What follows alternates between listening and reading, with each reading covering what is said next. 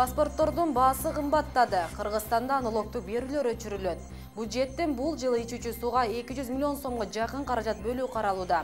Аэропортто ич кийимине зер буюмдарын салып өтүүгө аракет кылган жаран кармалды. Алдыда ушул жана башка жаңылыктар менен түз эфирде тааныша аласыздар. Кызматыңыздарда мен Асель Бусурманкул кызы. Амансыздарбы?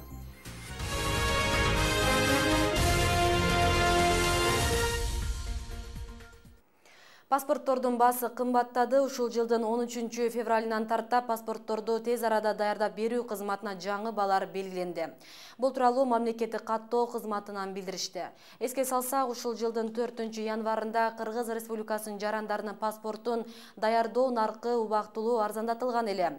13 февралдан тарта калкты жана жарандык актыларды каттоо департаментинин акы алынуучу кызматтарына жаңы баалар коюлду.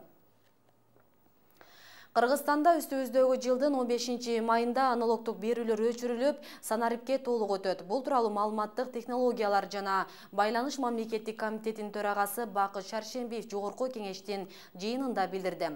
Анын айтымында санарипке өтүү жүрүмү 4 этапка бөлүнгөн, зарыл болгон техникалык курулмалардын курулушу аяктоо алдында турат. Бүгүнкү күндө республиканын 95% аймагы санариптик теле берүү менен камсыздалган, калган 5% аймак санарип менен 2017 жылдын май айына чейин камтылмакчы.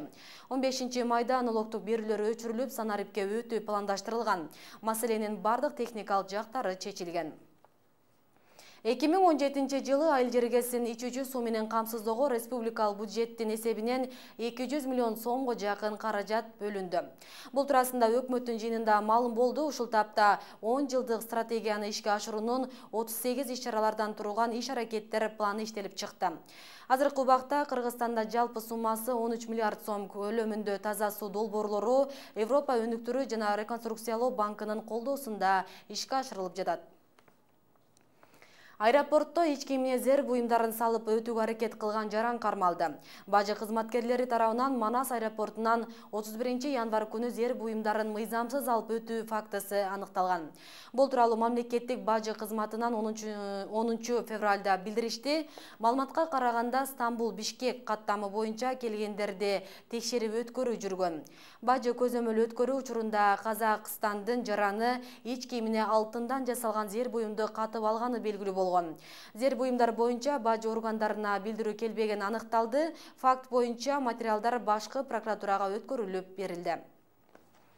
Кыргызстанда жумушсуз аялдардын саны 95 миңден ашат.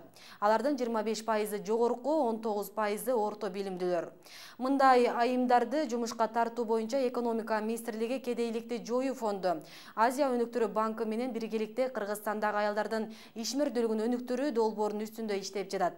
Анын алкагында канча айым жумушка тартылды? Учурда кантип бизнесин өнүктүрүп жатат? Кезектеги материалда сөз болот. Өлкөдө миңдеп саналган жумушсуз аялдардын басымдуусу элет жеринде кездешет. Бул көйгөйдү чечүү максатында Кыргызстандагы айымдардын ишкердүүлүгүн өнүктүрүү долбоору иштеп жатат. Демөөрчү болуп, жакырчылыкты жоюу боюнча Жапон фонду чыкса, Азия өнүктүрүү банкы долбоорду тескеп келет.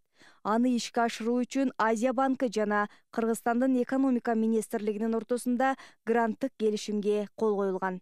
Анда ишкер аялдарга финансылык жактан колдоо көрсөтүү, окутуп үйрөтүү талаптары жазылган.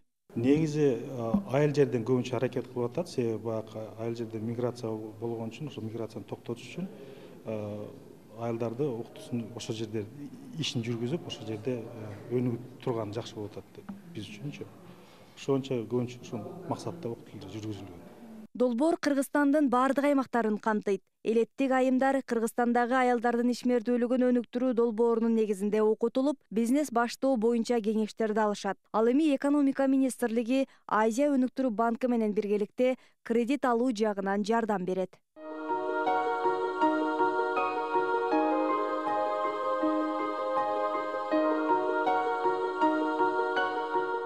Учурда өз бизнесин өнүктүрүп жаткандардын бири Каникей Козубаева. Ал бир тигүүчү машина менен ишин баштаган. Бүгүн болсо тигүүчү цех ачып, башка кыз-келиндерди дагы жумуш менен камсыз кылууда. Бул долбоор жөнүндө биле электе үйдө олтуруп тиккен буюмдарын базарга алып чыгып сата албай кыйналчумун деген ишкер айым буларга токтолду. Базарга тигип тапшырчумун да, товарларымчы ал жерде местам да жок болчу. Анан үйдөн тигип тапшырчумун. Эми ал жерде сатылганда аласың акчасын, сатылбаса ала албайсың. Үй бүлөнүн бюджетин эсептегенди үйрөндүм, ошондой эле бизнес пландарды түзгөндү, кредит алганды банктан. Ошолорду үйрөндүм бул проекттен. Мага аябай жардам берди бул проект. Долбоор 2014-жылы башталып, бүгүнкү күнгө чейин 300дөн ашуун аял өз бизнесин баштоо боюнча окутуудан өткөн. Ош шаарында долбоордун жыйынтыгы жана мындан ары да иш алып баруу жагы талкууланды.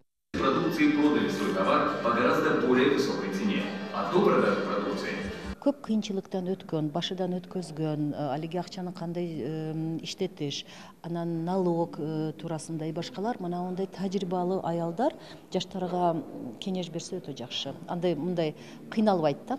Кыргызстанда акыркы статистика боюнча жумушсуз аялдардын саны 95 миңден ашат. Алардын 25% жогорку билимдүү болсо, 19% орто билимдүүлөр. Адина Досумбетова, Кымбат Абдысамат уулу, Ынтымак. Өлкөнүн түштүк аймагында интернеттин ылдамдыгы начар болууда. Бул тууралуу жогорку кеңештин жыйынында депутат Айтмамат Назаров билдирди.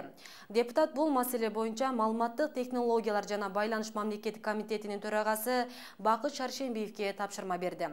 Ал эми Шаршембиев интернеттин ылдамдыгы ар бир оператордун көз каранды экенин айтты. Алар абоненттерди каалаган ылдамдыкты коюп бере турганын билдирди. Эске салсак, жогорку кеңеште өлкөнүн бардык аймактарын сапаттуу санариптик теле, радио менен ошондой эле сапаттуу байланыш жана интернет менен камсыз кылуу жаатындагы иштерди күчөтүү жөнүндө маселе каралып жатат. Оштогу Бабур театрынын артисттери бүгүн коңшу Өзбекстанга жөнөп кетишти.